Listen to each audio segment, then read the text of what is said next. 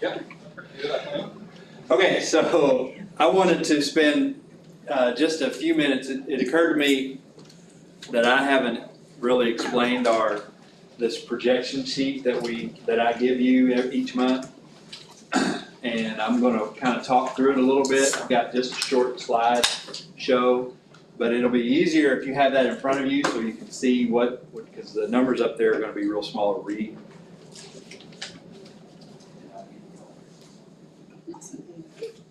So this is our projection explanation, and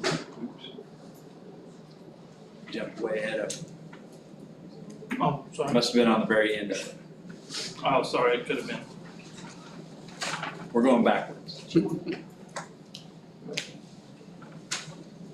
I can probably do that. Can you restart that? Yeah, okay. Sorry about that. Thank you. Okay. So this is what we're looking at is, you have these 9 funds that all of our funding comes from. So I've laid that out there for you. And then the ones that we're looking at with the projection worksheet is basically funds 1, 2, and 4. So those are the only funds that this is really affecting. I'm muted, sorry. That's okay. So that's the sheet itself, the spreadsheet. We update it each month. And it's just a modified spreadsheet that we got from the state. It gives us current revenue, expenditures, and we hopefully are trying to look at trends. And what we're trying to do is project our end of year balance to see where we're going to find where we're going to end up at the end of the year in that funds 1, 2, and 4. That's really all that we're taking into account. And those are the major ones that we look at for our operational accounts, and that's the one that we're trying to grow at the end of the year, this fiscal year. So that's kind of why I focus in on that and give you that projection sheet, because it's the one. Is that where the interest and stuff's gonna go when we change banks? That's exactly, it'll We're gonna be get our part of changes it. done? We're slowly working through it, I tell you. It's a headache, it really is a headache, but we are, and it's not a headache because of the banks. It's a headache because of just all of our stuff here. So think of, in that instance, people just in general don't like changing banks because they have to change all their codes and all this, and you gotta do all of the stuff that you have to do whenever you change a bank. Now times that by 300 people and by all the stuff that we have, all the accounts that we have, and that's why it's taking so much time. But we are still in process. We think, Tina thinks that we'll get payroll switched over to Cornerstone, not this month, but in April. So that'll be the big hurdle, and then we can slowly start doing all the other accounts and payables after that. Have they done any other schools? Would they be able to send somebody down here to help? Oh, they are. with that? They're Okay. helping with it. They're not leaving us hanging. All right. No, Very exciting. absolutely, yeah. It's just it's a big deal. It's a job.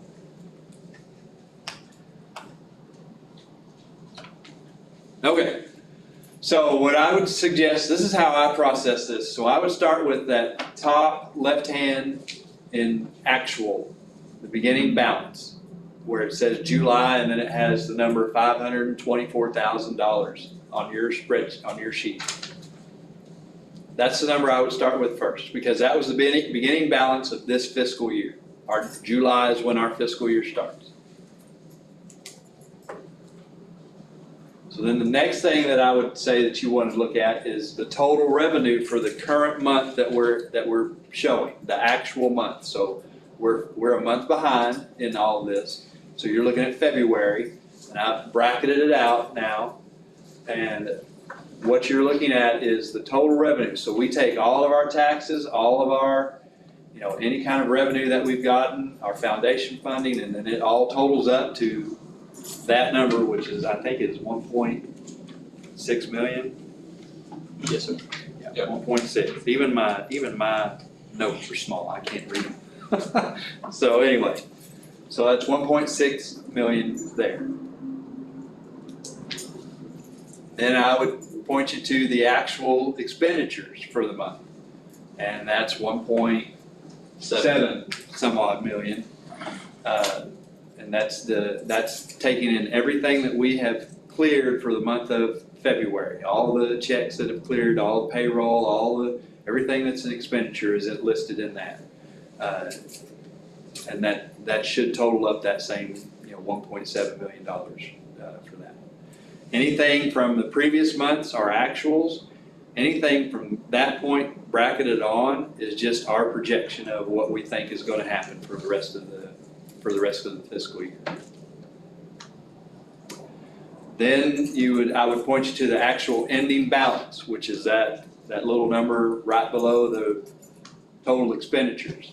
And that should be the beginning balance from that month, and plus the total revenue minus the total expenditures, and that should come up with that number. So that gives you an account of where we stand at the end of that month, at the end of February. Then I would have you go over and look at the projected June balance. So that's the very bottom right-hand corner. It's 719,000 or something like that on this spreadsheet right now. And basically, that's just where we think, based off of trends from previous years and what our expenditures could be. That's kind of where we think we're going to end the end of the fiscal year in these accounts. So it's just our best guess as much as we can possibly do. Now it's an educated guess. It's based off of trends. It's not just us throwing out a number, but it is a projection. That's that plain and simple. Then I would point you to the little box in the middle where it's the beginning balance, the end balance, and the fund over under. That's kind of like the running total. Basically, that's the July actual beginning balance of 524,000, and then that predicted end balance of 719, and that's is that over or under for the entire year so far. So that number will fluctuate from month to month. It's been as high as it was 400 and some odd thousand last month, and it's now 195 because our revenue stream is not like you're getting a consistent paycheck. Our taxes come in bulk in different time frames. We should be getting some some more in April typically, and then May is a pretty big month for us for our tax revenue. The only consistent revenue that we have is foundation funding, and that's pretty consistent throughout the year.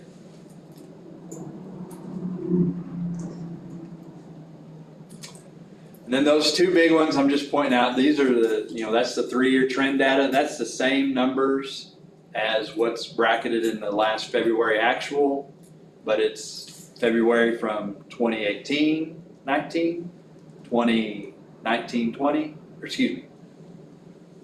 It's from 2019-20, 2021, and then 21-22. So it's last year, the year before, and the year before that. So it does have the COVID year in that, and that throws a lot of things off. It's not the same, but that gives you the account of where are we in our expenditures and our revenue base from those previous, as the previous years looked the same month.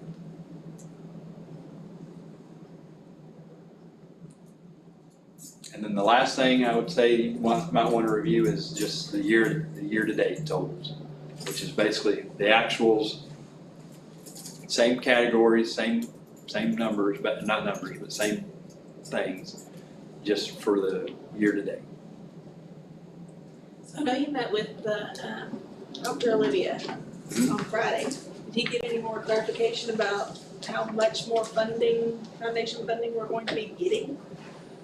We know that through the LEARNS Act, well, no, to answer that question, no, we do not know what our foundation funding is going to go up to. We've had 850,000. That's not a.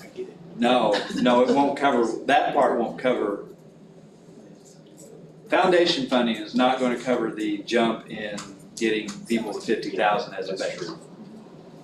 They do have a separate, I'm gonna call it a separate pot of money that they're going to start sending to districts, at least for the next few years, that is supposed to cover that. And they've given us the estimate, and it's pretty close to what I thought it was supposed to be. You know, it excludes people like me and Matt, central office worker, assistant superintendent, superintendents. It excludes people that you pay strictly out of federal funds. It excludes, so like pre-K is not included in that. You know, we don't have that problem, that type of problem necessarily. We pay a lot, half and half. Or the ones that we do pay out of federal funds, we're already at that mark, that $50,000 mark. So that won't be as big effect on us, other than pre-K. That's pretty big for us to take on. So to answer that question, the House has put out numbers saying that they're gonna raise the foundation funding to $8,129 per student, which it's now right at $7,419. Now what we're hearing is like they may say it's about $200 or $300 from what it is right now, and not do the $8,000 one.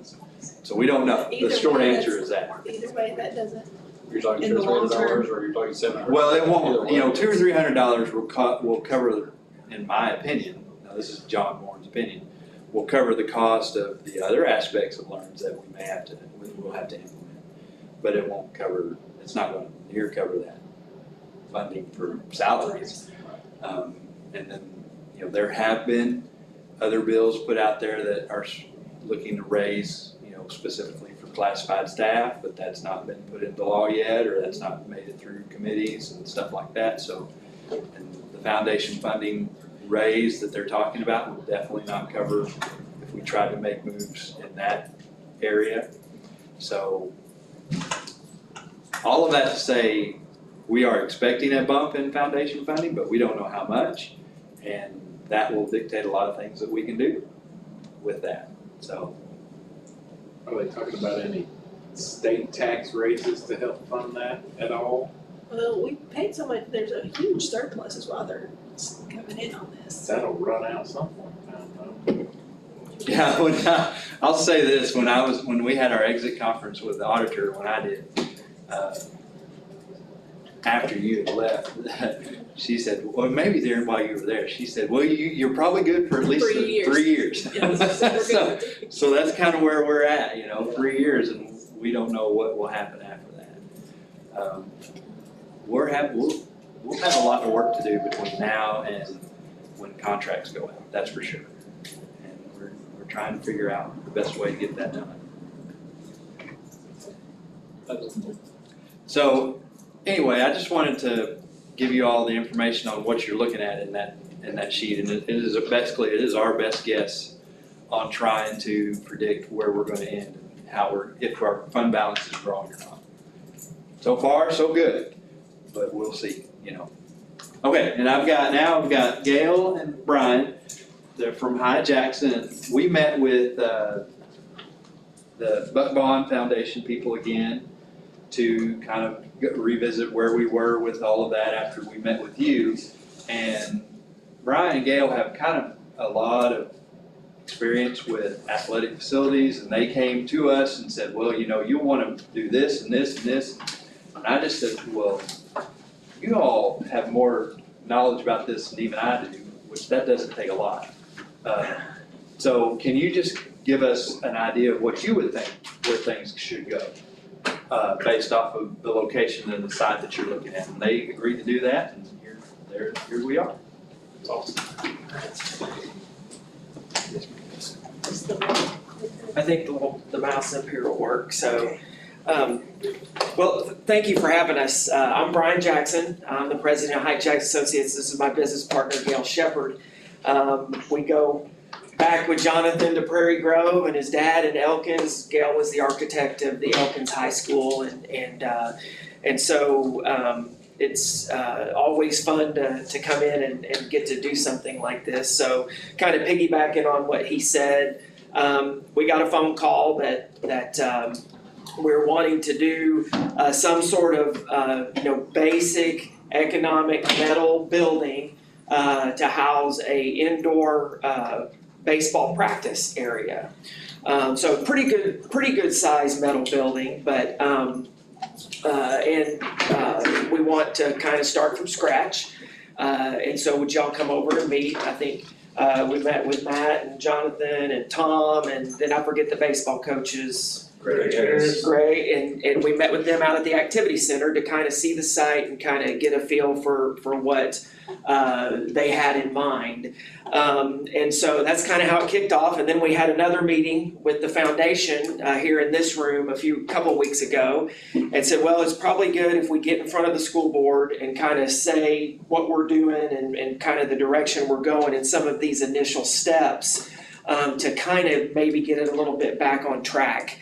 The foundation's very eager to build this facility, and unfortunately, we're in a market that is, construction is kind of, we feel like it's starting to level off a little bit, but it obviously has escalated tremendously over the last couple of years, and so that is always going to be part of the issue that we have to consider.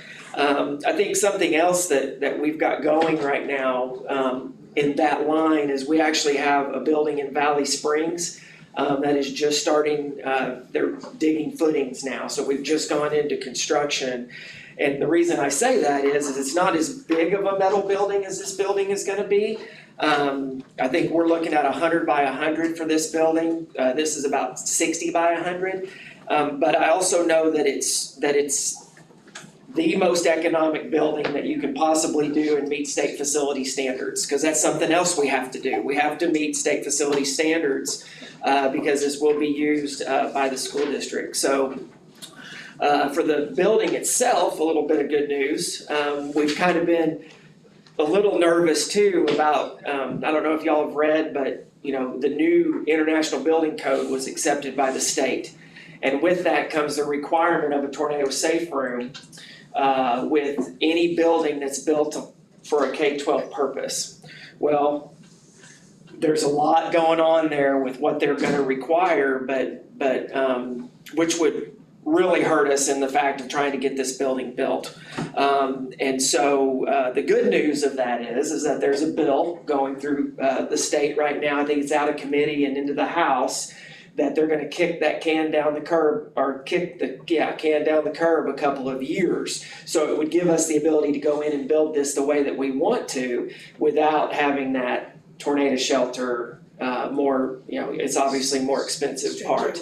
Yeah, a lot more stringent. So Jonathan had given us basically the information that he had been able to gather, and I'm going to put this on a full screen here, so the whole site.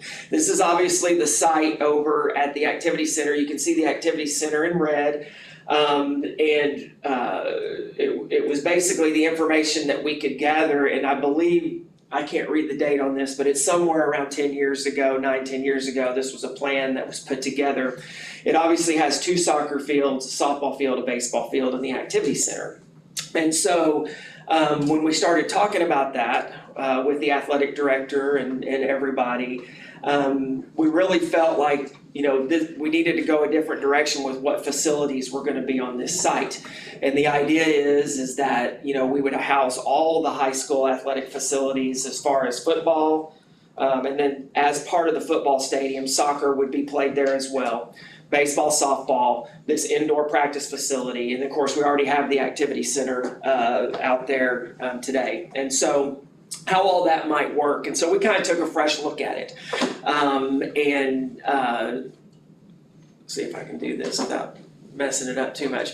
So I believe this kind of in chronological order was something that you all had seen as a way to maybe think about this indoor practice facility being right here. And when Gail and I started looking at it, we're trying to keep, really honestly, trying to keep economics at the very forefront, because we know the budget and we know what it's going to take to get this building put in there. And this one has a couple of issues that I would think in my experience of doing this, that we would need to consider. Number one, your baseball and softball fields are facing west. North is up on this, by the way. So north is to the right. I'm sorry, not up. North is to the right. And so and you also have the drive coming in off of 412 there, Eagle Way or whatever the name of that street is. And so there's a couple of issues with having your baseball and softball fields facing the west. Most of the time your games are played at 5 o'clock in the afternoon. And the worst thing you can do is have a batter at the plate, whether it's softball or baseball, with a pitch coming at them at 90 miles an hour and the sun being right there in their face. So you always want to try to avoid that if you can, okay? And really the same rules apply to a football field, tennis courts, all that kind of stuff really needs to orient north-south if you can do it. And I know y'all's existing field actually runs east-west, Prairie Groves runs east-west, but if we were planning this site, we would plan for that football stadium to run north-south. With your home bleachers on the west side, and you let your visitors look into the sun, and everybody on the home side is comfortable. And so that's just kind of the typical way of doing that. So another facility that we were kind of tasked with, that's a dream, and we know none of this is going to happen tomorrow, but you need to think about how this entire site works to make this happen, is the possibility of an indoor practice football facility with locker rooms and a field house and that kind of stuff that, like you see in a lot of high schools, would basically empty out onto the football field and, you know, and go from there. So that's kind of the future dream here. So the fields kind of are facing kind of the wrong way here. You also have, when the sun goes down, you have cars coming into the site with headlights, which once again would present a problem to the person at bat with the way of this orientation. So when we kind of got to talking and talked about, you know, the soccer field becoming part of a future football stadium, that we really didn't need those soccer fields that are shown in that first master plan. And so we went back to the drawing board and kind of, with all the information, came up with kind of what our, you know, thoughts would be on this overall facility. I'll get it right this time, north is to the right. And so one of the future plans had parking where you see that indoor practice facility on the south end of the football stadium. And thinking of the first kind of outside the activity center, this indoor baseball facility, and kind of thinking of budget and economics, we need to keep this thing pretty close to the existing parking lot. Where the building was on that previous site plan, you're gonna have to build a drive, you're gonna have to build parking, and you have to get the utilities down to it. So we thought, well, let's take what we've got out there and use that parking lot for that indoor. I don't know if a laser will work, or if I'll use my mouse pointer here. So we have this existing parking lot, so let's try to figure out how we can do a future baseball and softball facility and have it more compact on the site, because obviously the indoor baseball facility would be the first thing that happens. And so we can take advantage of the parking here. We feel pretty good. We don't know exactly where the utilities are, which that's going to be a little bit of a conversation here in a minute of kind of next steps to proceed with this. But you can see all your parking is right here and can be shared by all facilities. What I would envision, you know, here's your home bleachers. This is a regulation track. You know, it's got the run out areas and the straightaway on the home side, which is the west side. And then you'd have your visitors over here on the east side. But some sort of plaza kind of entry feature into this stadium could really be great with your parking in those areas. And we would build the indoor practice facility with street access. And I'm sorry, I don't know what road that would be right there, but you would have to have a little bit of parking along with that for your players and your coaches. And if you build this, it's not just football. Everybody will use this. That's the beauty of these facilities. And so a little bit of a parking area here, but you would have, you know, access. We don't really show it, but you'd have access throughout the site. And you end up with a little bit of leftover, but it's down in the, you know, it's down in the gully down there. But it could be a great place for a city park, you know, something like that. Bike trails, if you wanted to try to, work with city parks department and do something like that, but it's just kind of down there. And could possibly be used for some more future growth, but we kind of took the program as we knew it through the meetings and we wanted to keep it compact because that's the most economic way to build things. All the utilities are there. You're not building more parking that's all spread out that you don't need. Because really, unless you've got a football game against your rival, that's probably the only time that those two lots would be completely full. You need that for that game, but you're sharing that with baseball and you're sharing it, you're not building separate drives and parking for all of this stuff. So very conceptual.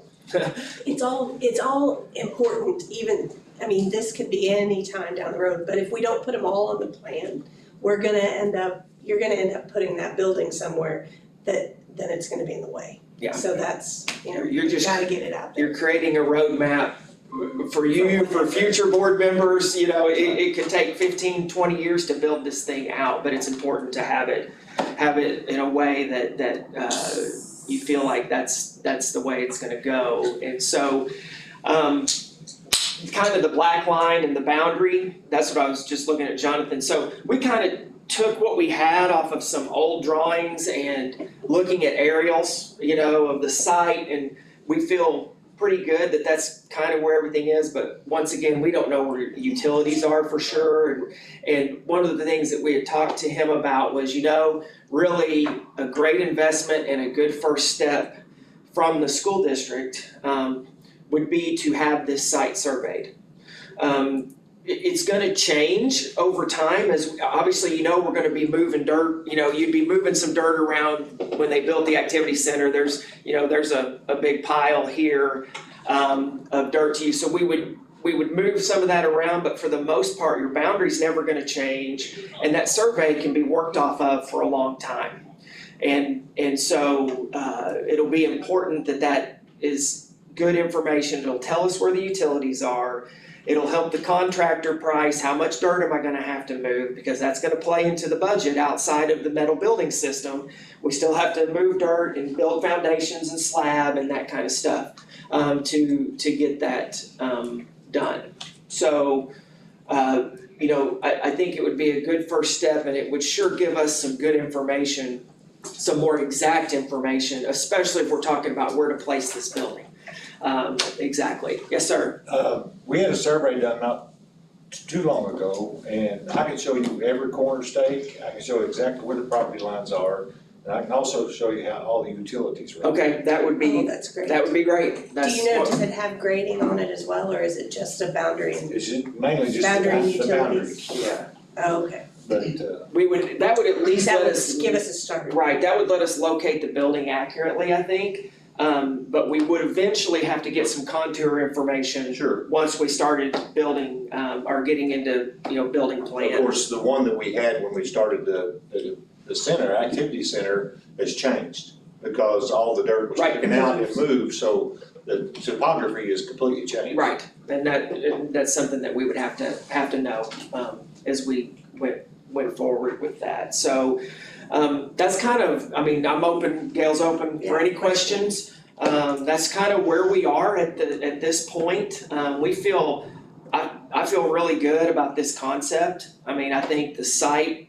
holds everything you want to do, and everything can be oriented properly, and it all makes sense, and I think it's all, there as a good economic way to build the site. I know whenever we spoke, what was it, 2 or 3 months ago, about this, that's kind of what we had in mind as far as the layout of it, with the exception of the indoor football practice facility. We didn't really think about that at the time, but that looks a lot like what we'd already kind of discussed. When was it? Yeah, it was December. November, I think, if I remember right, or maybe It was even December, we were December. outside. Okay, so, yeah. And from that discussion, I just wanted to be able, we basically left with, well, here's a potential spot and here's a potential spot. And I just wanted to give you another concept to throw in to muddle the facts again for you all. But This looks a lot better than what But the this- two this- did. the discussion points that you all brought out during that meeting were things that they were already when they saw the site, they were like, well, you need to do this, and you need to look at that. So I thought, well, here's another potential viewpoint and How many parking Concept. space does this add to? Oh, I don't We know. haven't- I just told our, a young intern, I was like, just, put a big parking spot there. I mean, well, I think that's traced from the activity center, so you at least know how many are there. And then you can Not very kind of, good. Not nearly. No.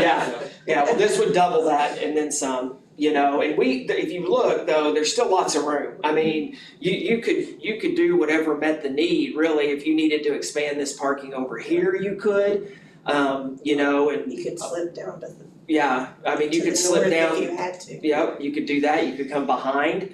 If you decided you wanted to run someday into a future football stadium and you wanted to run 2 gates, you could park back here if there were, I think there were buses back there, but anyways, yeah, I think there's room, we can make parking kind of work. I always worry too about, my kid played baseball, so I always worry about getting a baseball in the windshield, and so, it's funny, people park way out, they walk way in for baseball games, but, that baseball, softball field is oriented the correct way, the football field's oriented the correct way.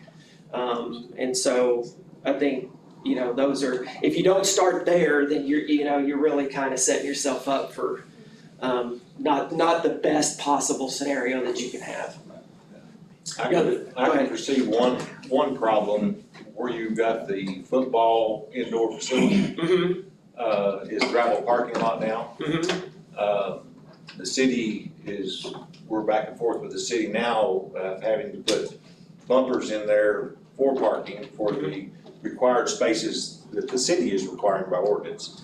So, if you put another building there, that's gonna take away some of the parking spaces that they require, because we've had to do the lot at the church, and we've also fixing to put a sidewalk into Boston Mountain, so we can get the number of spaces they require. Right, So I can, just for your benefit, yes, sir. Yeah, in the future, the city probably will not want us to cover that parking lot up. Well, to be fair, that's probably gonna be the last thing we build anyway. Sure. So that other parking lot next to the football or the baseball and softball, Yeah. will more than likely be there already.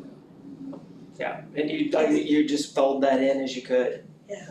yeah, by that time, we'll work with the city and know what we need, and these can be massaged at that point to get what we need. I was at first concerned about having the room to put a football stadium in just to the east of the activity center, but with the track and everything, but there's room there for that. And it actually it's gonna work out really good, because once again, I love the fact that it's, you're gonna have restrooms on that side, on the home side, and I mean, you can pull utilities from the activity building, and you're gonna have everything right there, which really is a smart way to do it. Do we have like red line drawings and everything from the construction for the activity center of where everything lays, and that is already? We've got as-built Like as-built. on As-built. a PDF file, yes. there's no decision to make tonight, it's Right. just a work session, but No, I was happy to see that Jackson was, they knew what we needed, even just by well, I mean, coming out to I've us. worked on a bunch of projects with. Yeah. No, good, who do you work Who do you for? work for? I work for Bell and McCoy now, but Okay. I work for Bill's Electric. Okay, Okay. all right, I have two. all I right. work Yeah. for Fayetteville Mechanical and Multicraft. Oh, Awesome. yeah, Mr. Oh, we've Willoughby. got the real deals. Yeah, all right.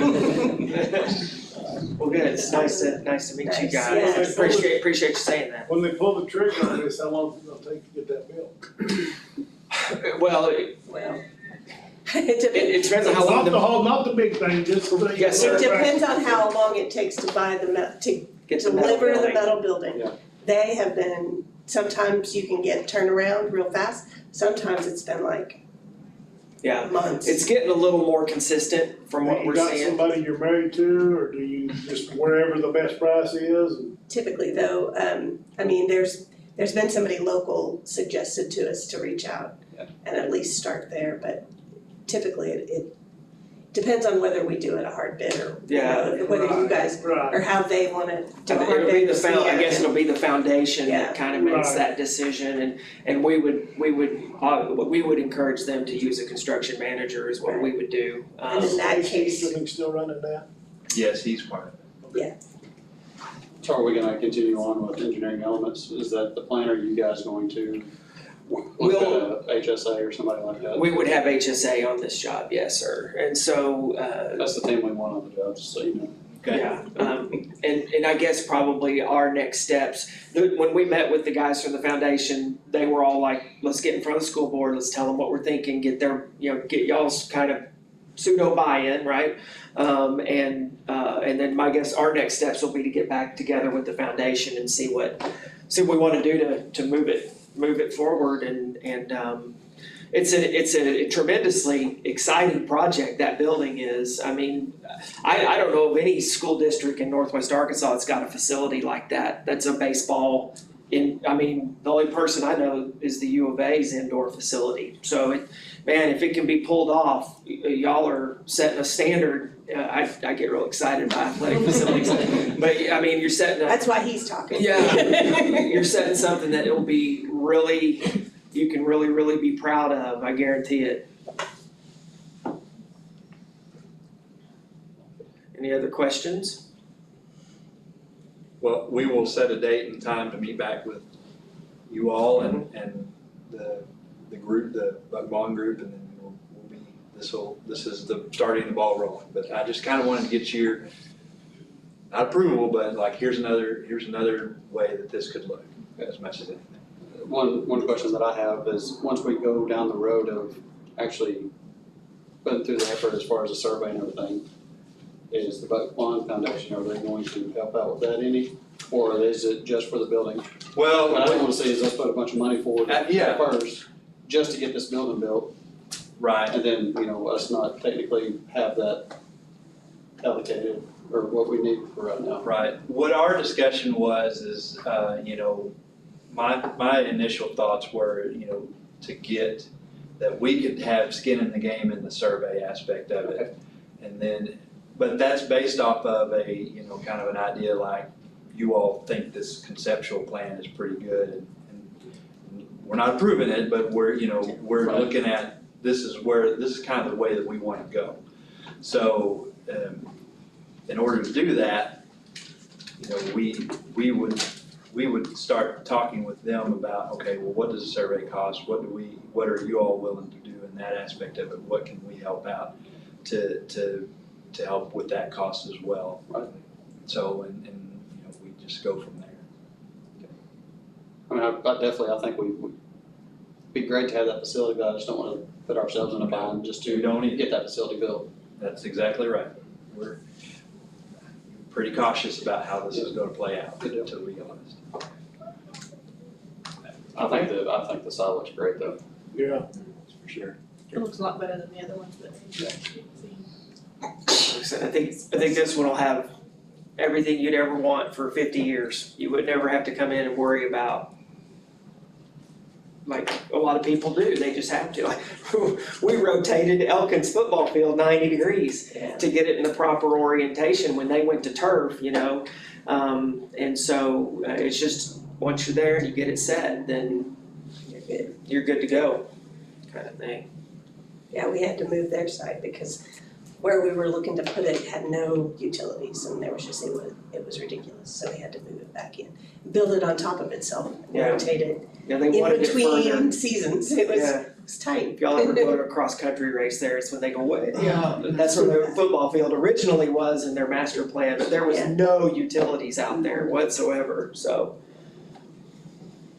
Well, I appreciate your time and letting us get in front of you and show you kind of what we're thinking. We're excited and I hope it all comes together and can be done, cause it'll be a fabulous facility. Pretty impressive on the plat, the screen there, for sure. Okay. Thank you, sir. Thank you. You know, There are any did that in thumb drive, so Yeah, let's so you can pull it, pull it. okay. Sorry, I meant to Anybody keep have it any nice. questions? Nice to talk to you. Did I Take a motion. we have a motion to adjourn the work meeting? I'll say First, second. We're adjourned. Do not like the gavel. I do not like the gavel.